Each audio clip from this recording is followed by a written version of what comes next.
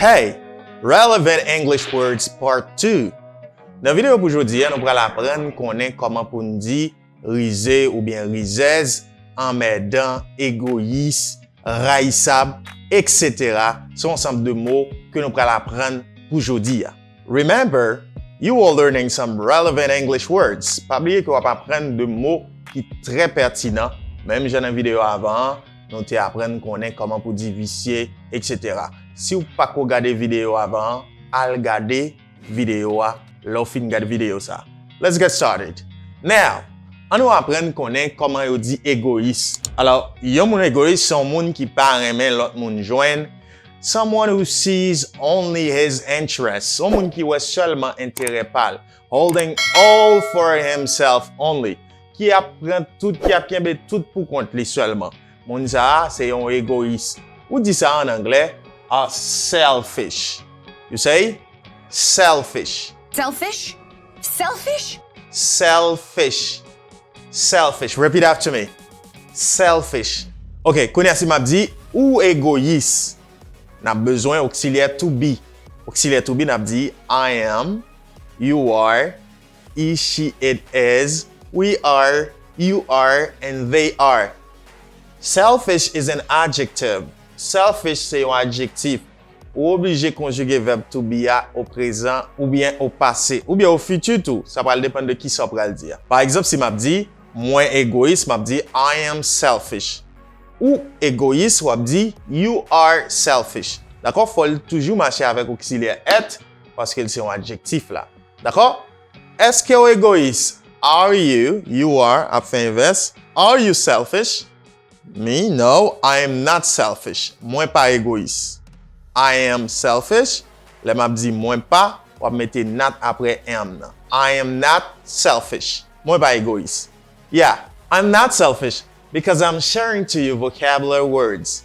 I'm teaching you English. Je suis pas égoïste parce que je vais montrer au parler anglais. Je vais partager de mots, de phrases, je vais montrer au parler anglais. Good. For example, par exemple, si on dit phrase ça, it was a selfish thought, showing no appreciation for everything they had done.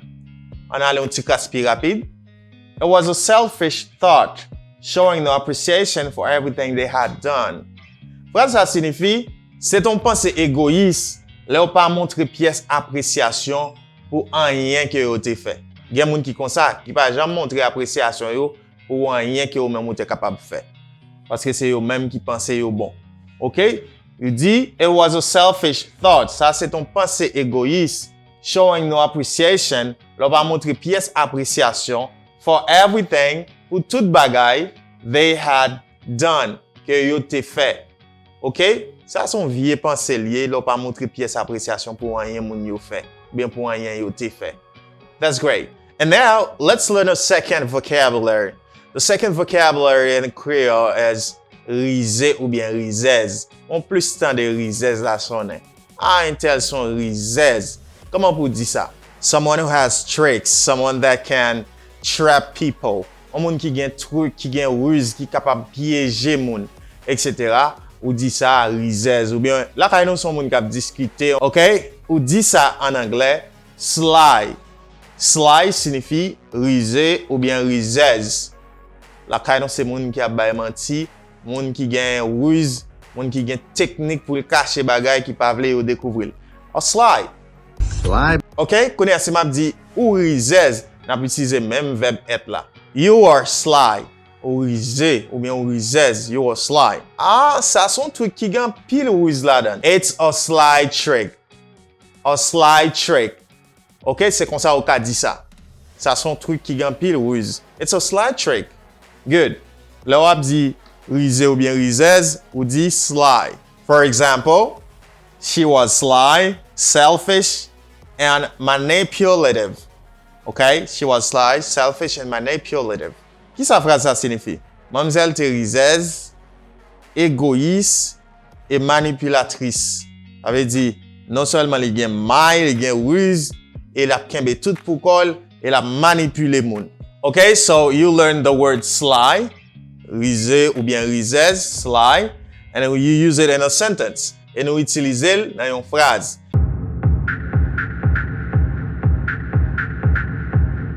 And next vocabulary is Anmèdan. Okay? Comment on dit Anmèdan? Someone who is teasing you, disturbing you. On moun kap nou yo, kap déranger ou de temps en temps. Ou dit, moun sa se yon Anmèdan. Par exemple, si moun nan gen do ap amède ou, ménage ou, madame ou, mari ou gen do ap amède ou dit Anmèdan. Comment pour dire ça en anglais? In English, you say teaser. Teaser. It's a teaser. Okay, for plural, you say teasers. Pour plusieurs, you dit teasers. And for singular, you say teaser. Okay, teaser. A teaser is also a short video to announce a project. Okay? Yon teaser, c'est un petit bout de vidéo introduction qui pour avertir de yon vidéo qui pral venir. Okay? Ça y aurait le teaser. D'accord? Mais n'a parlé de Anmèdan là. Anmèdan ça, c'est teaser. Même pas taquinem, pas Anmèdem. Okay? Don't tease me. Pas attirer me. Li gen sens ça tout, pas attirer me. Ça veut dire ou bam chaud pour attirer me. Pas tease moi. Ou kon tande Haïtien pas bam tease. Moi ça gen plusieurs contextes yo ka utiliser. Li vle di taquiner, Anmède yon moun et dans question vidéo li capable vle di tout yon coup de vidéo pour annoncer yon bagay kap vini. Yon teaser. For example, James is a teaser, but women like him cause he makes them laugh a lot. Let me say again. I say James is a teaser, but women like him cause he makes them laugh a lot. Now let's link them together. An nou liye yo pou nou ka di yo ensemble. On dit James is a. Wè liaison an? James is a teaser. Let's say together. James is a teaser. James is a teaser. James c'est un Anmèdan. But women like him. Women like him. Women like him. But women like him because he makes them, but when speaking fast, you say he makes them. Lò parler rapide, c'est comme si vous dites he makes them. You can have validé H là. He makes them laugh a lot. Laugh a lot. Laugh a lot. Laugh a lot. Let's say again. James is a teaser, but women like him because he makes them laugh a lot. Ouais, Jean phrase vin facile. James c'est un taquinant. James c'est un Anmèdan. Mais femme remel parce que li fait ri anpil. OK? Gen moun ki kon ça, qui remen fait moun ri, même li gen défaut li Anmèdan, etc. So you've been learning how to say Anmèdan in English. You say that teaser. Teaser. And the last to finish today is RAYISAB. And tel son RAYISAB. Son moun ki gen go kek, go ven ki rayi moun pour rien. Comment on dit ça en anglais? On RAYISAB. OK? Gen moun ki kon di rayiment. OK? C'est rayissement. C'est pour non an. Ben n'a parlé don l'autre non, c'est les moun rayi ou konya. On connaît des RAYISAB dit ça, oui? Il dit aider. Ah, mais c'est son aider lié. Ah, on aider. Ouais, aider, oui? Comment moi prononcer? Il prononce comme Hater. Yeah, you say hater. Hater. Hate. Li sorti du verbe to hate qui signifie haïr, raï. Hater. Haters. Hater for one person, haters for many. Okay, you say haters. Ah, next I will say RAYISAB yo pas mal pour raï moun. These men are haters. Ah, next I will say RAYISAB yo. Ah, next I will hater RAYISAB do na hater yo. You know, these men are haters. Next I will say haters. But gen moun ki pa jam hater. Gen moun ki pa jam hater like me. I will never be hater.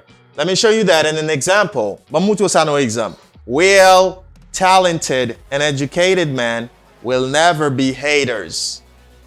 Well, talented and educated men will never be haters. Ki sa m di la? Mwen di, nèg ki vrai, nèg ki réel, qui gen talent, qui éduqué, pas jam RAYISAB, pas jam gen gwo ke. Okay? Well, talented and educated men will never be haters. That's great, that's interesting, c'est intéressant. Ou di RAYISAB, hater. Pas vrai? Pour plusieurs moun ki rayi moun, okay? Ou di yo c'est haters. That's great. Very good. Ou di Anmèdan, comment on dit ça? Teaser. Teaser. Sounds good. Et comment on dit Rizèz ou bien Rizé? Vous dites ça in English? Sly. Interesting. Et ou dit égoïste? You say that like selfish. Thank you so much for watching. Merci parce que vous prenez le soin pour nous regarder la vidéo et apprendre de lui. My name is Daniot. C'est toujours un plaisir pour me servir. Si vous avez apprendre plus toujours, allez dans la description vidéo. Premier lien que vous joignez, c'est son cadeau. Vous êtes capable de prendre classe moyen, cap montrer aux phrases dans pile contexte avec 22 modules. Vous êtes apprendre pour seulement $9. Allez à cliquer, Kounia pour prendre classe moyen. Et là, vous finissez, vous avez un certificat pour ça. That's great. Bye for now.